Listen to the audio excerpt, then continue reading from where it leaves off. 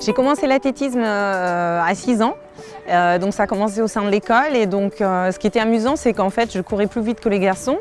Voilà, ce qui m'a donné envie de pratiquer ce sport et puis de continuer et de prendre plaisir en fait à courir. Sur les starting blocks allemands dès l'enfance, Sophie foule le sol français après son baccalauréat et intègre l'équipe de France d'athlétisme aux côtés de l'ancien entraîneur de Marie-Josée Pérec. Une carrière avec pour dernier contour les Jeux Olympiques de Sydney en 2000, l'occasion pour cette dernière ligne droite de revenir aux sources en portant le drapeau sénégalais.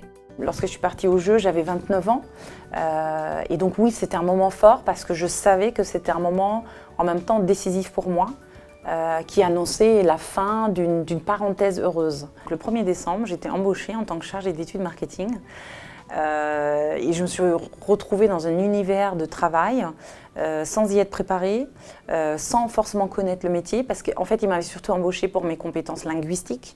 Et donc petit à petit, j'ai appris le métier, j'ai compris ce que c'était et j'étais très très malheureuse. C'était malheureuse. Les gens autour de moi me félicitaient en me disant « Super Sophie, tu as réussi ta reconversion, mais tu te rends compte, tu reviens des Jeux, derrière tu enchaînes avec un contrat de travail, juste extraordinaire quoi, tu es toujours dans la performance. » C'était passionnant parce que c'était de la haute technologie, mais ça ne me correspondait pas. Voilà. Et donc vraiment…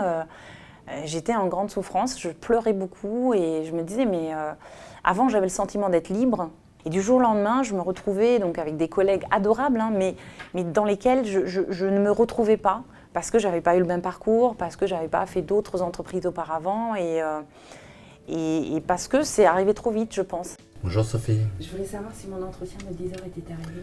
Il est arrivé.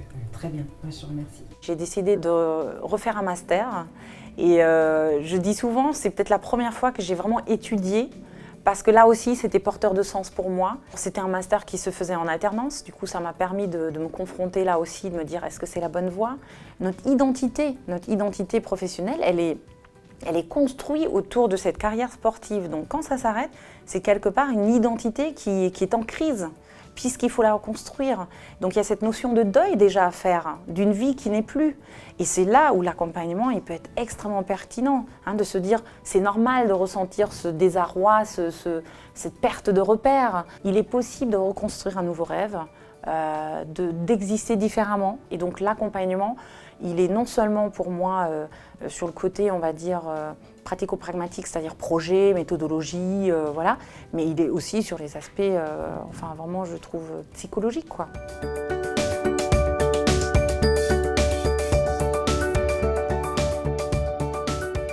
Je suis aujourd'hui présidente d'une association sportive. Je suis dans l'athlétisme. Le sport est un élément incontournable dans ma vie. Et donc à ce niveau-là, j'essaye aussi de faire partager mon expérience de la haute compétition pour parler avec nos athlètes, leur dire attention, faites bien attention, la formation, enfin voilà, le double projet est important. Il n'y a pas que la carrière sportive.